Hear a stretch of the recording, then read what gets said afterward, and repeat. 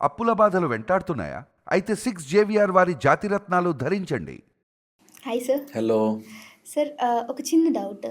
నార్మల్‌గా సైలెన్స్ అనేది ఒక యుద్ధం అని అంటూ ఉంటారు.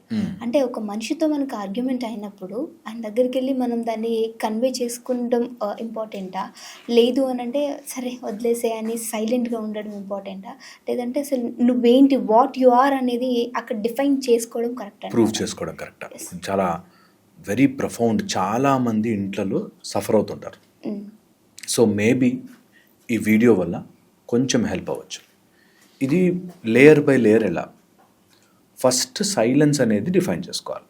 నేను సైలెంట్ అంటే నోటితో సైలెంట్ కాదు, ఈ లోపల సైలెంట్ అవ్వడాన్ని నేను నమ్ముతాను.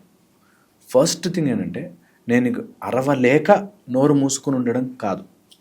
నోరు మూతపడడం ఈజ్ నాట్ సైలెన్స్. అది మేబీ నిశ్శబ్దం, శబ్దం రాకుండా నోరు మూసుకుని ఉండడం. సైలెన్స్ లోపల నుంచి మౌనం రావడం అనేది వాళ్ళని క్షమించేసి మనని మనము క్షమించేసుకుని, నేను ఈ సిచ్యువేషన్లో ఇలా జరిగింది,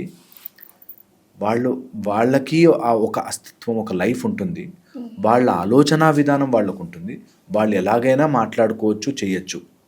నేను నా ప్రశాంతతని కాపాడుకోవడానికి చెప్పినా వాళ్ళు అర్థం చేసుకోరు అనే సిచ్యువేషన్లో ఉండి వాళ్ళ లైఫ్ వాళ్ళ ఇష్టం అని మౌనం అయిపోవడం ఒక పద్ధతి. సో సైలెన్స్ అవ్వడం, మైండ్ నుంచి సైలెంట్ అవ్వాలి. మాట్లాడట్లేదు కానీ లోపల మాత్రం తిట్టుకుంటున్నాం, that is not silence. So ఇది ఫస్ట్ థింగ్ గుర్తుపెట్టుకోవాలి. రెండోది, బాగా దగ్గర వాళ్ళకి కమ్యూనికేషన్ గ్యాప్ వల్లే గొడవలు పెరుగుతాయి. సో కమ్యూనికేట్ చేయడానికి నోరు నొక్కుని ఉండద్దు. మన వాళ్ళు అనుకున్నప్పుడు మన ఫస్ట్ సర్కిల్ అంట, నేను అమ్మా నాన్న, భార్య భర్త, పిల్లలు, దీస్ ఆర్ ఫస్ట్ సర్కిల్. ఈ ఫస్ట్ సర్కిల్ వాళ్ళతో ఎప్పుడూ కూడా మౌనం అనేది పనికిరాదు. Silent treatment is bad. Okay, silent treatment నోరు నొక్కుని నేను ఏదో రకంగా ఉంటానంటే అది పైలపై నువ్వు ఏదో రోజు ఆ గొడవ తీస్తావు. ఎంత అడ్జస్ట్ అవ్వమంటాం, ఎంత అడ్జస్ట్ అవుతాను అనేది ఏదో రోజు వస్తుంది. నేను ఆ రోజు అన్ని మాటలన్నా నేను సైలెంట్గా లేనా అని లెక్కలు వస్తాయి. అందుకని the best thing you should do is communicate చేయడం, చెప్పగలగాలి నీ ఫస్ట్ సర్కిల్కి. Out of first circle, second, third, second అంటే మన ఇమ్మీడియట్లీ మన రిలేటివ్స్ కానీ ఆఫీస్ కానీ సెకండ్ సర్కిల్, వాళ్ళతో దెర్ ఇస్ ఆల్వేస్ ఏ నీ మాట కాదు నా మాట కాదు మధ్యలో. మనం షాపింగ్కి వెళ్ళినప్పుడు నీ బేరం కాదు నాది కాదు మధ్యలో అంటాం, అలాగా మధ్యలోకి రావాలి. Okay, out side that you can talk, shout, నీ పాయింట్ చెప్పచ్చు, గొడవ పెట్టుకోవచ్చు, వాట్ ఎవర్. ఈ మూడింటిని డిఫైన్ చేసుకోవాలి. నా జీవితంలో ఎవరికి నేను వెళ్ళి చెప్తాను, ఎక్స్ప్లెయిన్ చేస్తాను, కమ్యూనికేట్ చేస్తాను. చాలామందికి కమ్యూనికేట్ చేయడం రాదు. చాలామంది అవతల వాడి ఈగో మీద కొట్టడానికే చూస్తారు. అంటే ఎలా సార్ కమ్యూనికేట్ అనేది? ఈగో మీద కొట్టే మాటలు మాట్లాడద్దు. ఇప్పుడు నేను ఒక పొజిషన్ నుంచి మాట్లాడుతున్నప్పుడు నీ పొజిషన్ కూడా ఉంటుంది అని నమ్మితే నువ్వు వాళ్ళ ఈగో మీద కొట్టవు. ఫర్ ఎగ్జాంపుల్ చెప్తాను, ఒక వైఫ్ అండ్ హస్బెండ్ గొడవ పడుతున్నారు. ఆ గొడవలో ఇష్యూ ఏంటంటే, నువ్వు మా ఫంక్షన్స్కి వచ్చినప్పుడేమో ఇష్టం వచ్చినట్టు రెడీ వస్తావు, మీ వాళ్ళ ఫంక్షన్కి అయితే బాగా నీట్గా రెడీ అయ్యి వెళ్తావు. ఓకే, ఇది జెన్యూన్. ఆమె ఉద్దేశంలో మా అమ్మా నాన్న వచ్చినప్పుడు మాత్రం ఆయన ఇష్టం వచ్చినట్టు బిహేవ్ చేస్తాడు, వాళ్ళ అమ్మా నాన్న వస్తే మాత్రం నన్ను చాలా ప్రెస్టర్ చేసి అవి కావాలి ఇవి కావాలి ఎక్కువ చూస్తారు. జనరల్గా ఉండే గొడవ. ఇక్కడ మనం అర్థం చేసుకోవాల్సింది ఏంటంటే, కమ్యూనికేషన్లో లేకుండా మీ వాళ్ళు వస్తే అవుతుందిలే, మీ వాళ్ళు వచ్చారుగా ఇంక ఎంజాయ్ చేయి, ఇవి వాళ్ళ ఈగో మీద కొట్టినట్టు. ఓకే, పాయింట్ ఏంటంటే వాళ్ళకి వాళ్ళ అమ్మా నాన్న అంటే ఇష్టం అని నీకు తెలుసు, ఇంకా దాన్ని కొట్టకు, దాని మీద హీట్ చేయొద్దు. That is the point where you communicate. ఇప్పుడు ఎప్పుడైనా మేము పెద్ద పెద్ద కంపెనీస్లో ఇష్యూస్ సాల్వ్ చేయడానికి CEOs కానీ అట్లాంటి వాళ్ళు వస్తారు మా దగ్గరికి. అక్కడ ఇద్దరికి గొడవలు అవుతున్నప్పుడు వన్ కంపెనీ కానీ ఒక పొలిటికల్ లీడర్ ఇంకో పొలిటికల్ లీడర్ ఈగో మీద కొడతారు. That will not get solved. ఎప్పుడు కూడా ఈగో గురించి పక్కన పెట్టి వాళ్ళు ఒక స్టాండ్లో ఉన్నారు and that they respect that stand, I should also respect that stand అనేది రిలేషన్షిప్స్లోకి రావాలి.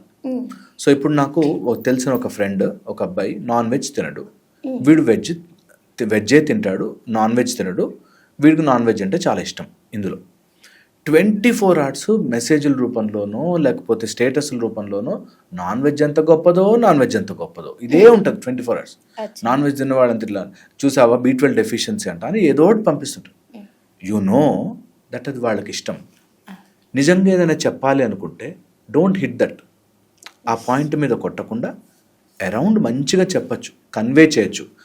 నీ పొజిషన్ అది, నాకు ఇలా ఉంటే ఇష్టం ఉంటుంది, నాకు నాన్ వెజ్ తినడం ఇష్టం, నీకు వెజ్ తినడం ఇష్టమైతే ప్లీజ్ క్యారీ ఆన్, నా దానికి నీ దానికి is a respect, mutual respect. అది కమ్యూనికేషన్లో ఉండాల్సిన స్కిల్. సో దట్ ఓకే వాడు నన్ను గౌరవిస్తున్నాడు కదా నేను గౌరవిస్తానని ఒక అడుగు ముందుకేస్తారు. వీళ్ళు ఏం చేస్తారు, జనరల్లీ కమ్యూనికేట్ ఎలా మిస్టేక్ చేస్తారంటే పోతూ మాట అంటారు. ఆ మాట అనేసరికి గొడవ పెరుగుతుంది. సో మన వాళ్ళు అనుకున్న చోట ఇగో మీద దెబ్బ కొట్టేటట్టు వాళ్ళని హర్ట్ చేసేటట్టు మాట్లాడకుండా you SIT and talk with an open mind. ఇది కమ్యూనికేషన్. ఒకవేళ థర్డ్ టైప్ గొడవ పడాలి ఆర్ పాయింట్ చెప్పాలి అనుకుంటే గో విత్ ఫుల్ ఫోర్స్. సగం చెప్పద్దు. కొంత ఫైట్ చేసి సర్లే ఇంకెలాగో తీరదు ఇది అని మళ్ళీ సెటిల్ అయితే ఒక 4 times అయ్యాక అర్థమైపోద్ది. దాని తర్వాత నీతో ఆడుకుంటారు. సో ఇది వెరీ వెరీ ఇంపార్టెంట్ ఈ కమ్యూనికేషన్. సో ఎవరైనా సరే ఈ వీడియో చూసి వాళ్ళు తెలుసుకోవాలంటే 3 పద్ధతులు ఉంటాయి. ఫస్ట్, అన్ని చిల్లర గొడవలు మనం తీసుకోవద్దు.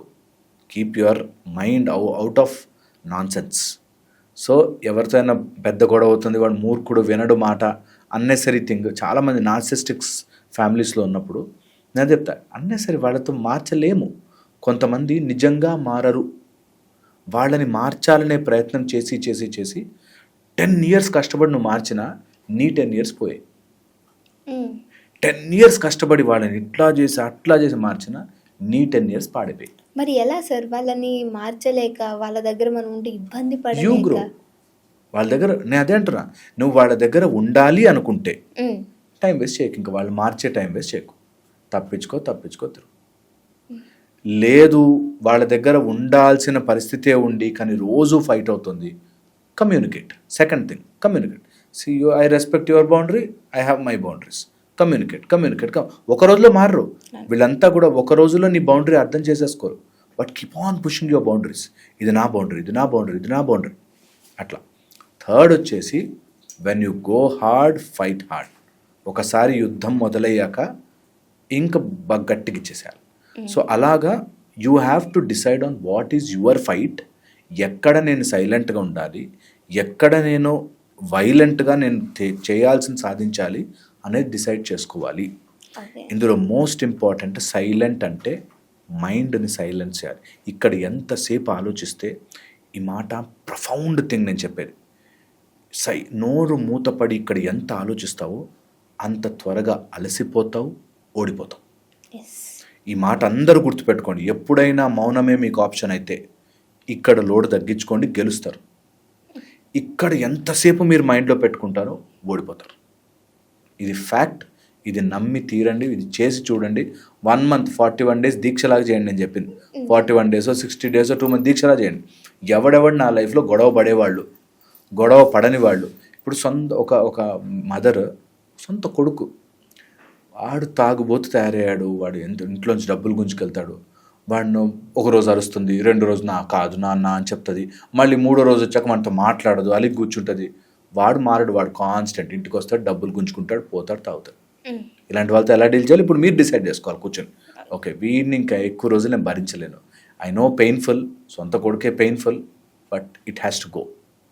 కొన్ని వదిలిపెట్టాలి జీవితంలో, మనతో పాటు వచ్చేవి కావు, రెడీగా ఉండాలి దానికి. ఆ నిర్ణయం ఎప్పుడైతే తీసుకుంటామో అన్నీ మారడం స్టార్ట్ అవుతాయి. That's life. అట్లా తీసుకున్న వాళ్ళకి నిజంగా ఈ 3 హెల్ప్ అవుతాయి. మౌనం ఇక్కడ, కమ్యూనికేట్ ప్రాపర్లీ, ఈగోతో కొట్టకుండా. థర్డ్ ఇస్ ఫైట్ వస్తే గట్టికిచ్చారు. Thank you sir. Thank you.